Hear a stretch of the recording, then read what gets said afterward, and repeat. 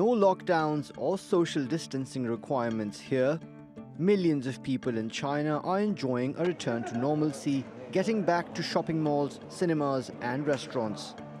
And the money they're spending is helping the economy accelerate after a pandemic-induced slowdown seen earlier in the year. GDP in the first 3 quarters of this year was $10.8 trillion, which constitutes a year-on-year growth of 0.7% in the first 9 months. Specifically, the GDP increased by 4.9% in the third quarter. Even more encouraging for policymakers is the fact that the recovery is being driven by consumer spending, not government bailouts. A 3.3% surge in September helped retail sales grow almost 1% in the third quarter compared to the same period last year. A boost in domestic travel and spending drove a 4.3% expansion in the services sector, and industrial output increased by 5.8%. But many other economies are still struggling to contain the virus, and the restrictions they've put in place are also stifling demand for Chinese products and services. The current situation on the pandemic overseas remains serious, and the global environment is still unstable and uncertain. Domestic demand is still insufficient, and the recovery between regions, industries and enterprises is uneven. For now, domestic consumers are helping Chinese businesses grow. They spent more than $300 billion over the Golden Week holidays in October. That should further boost GDP growth in the fourth quarter. But the lull in global spending could thwart the recovery of the world's second largest economy. Mobin Nasir, TRT World. Well, let's get more now on China's latest GDP figures. Min Yi joins us now from Boston. She's an associate professor at Boston University's Pardee School of Global Studies. Welcome to the program, Min Yi. Now, it's quite a remarkable turnaround for China, which, as we know, was the first epicenter of this pandemic. Tell us more about how the economy has managed to really resurrect itself from the depths of that near 7% plunge in GDP in the first quarter. Yeah, so the Chinese, there are 2 things.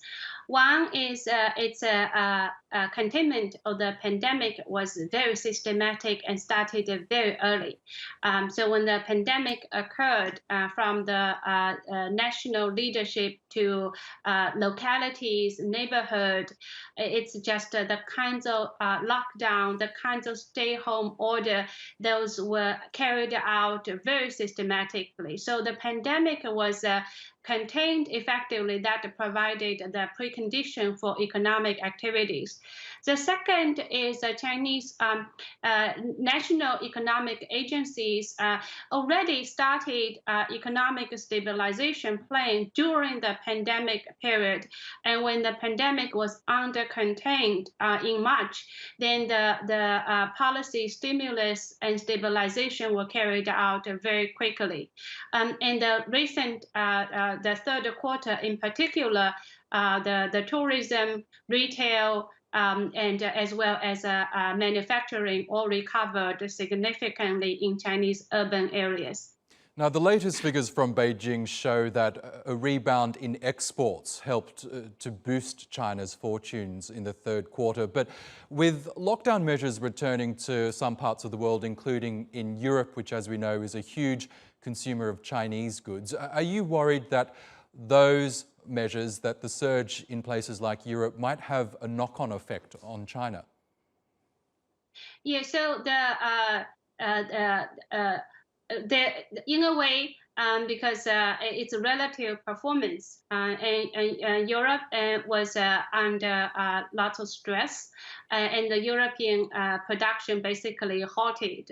And on the other hand, the Chinese, on the second quarter, lots of production began to revive.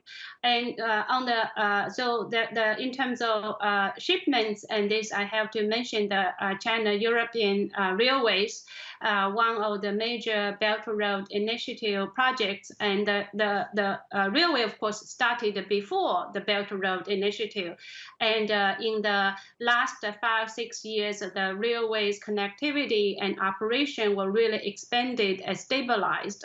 And so when the pandemic, the other shipments and transports were halted, and this railway became very important in supplying to the European markets. And so on the picture, for example, Ningbo, which is a major export city in China, and they re-geared and their production capacities, and much of these shipments went through the European railways transport. And before that, the Chinese already were connecting domestic ports, river ports, and with domestic railways, and then connecting with international railways. So I think this economic rebound in exports that were really based on many connectivity projects in China before the pandemic, and now it's just ready for shipment.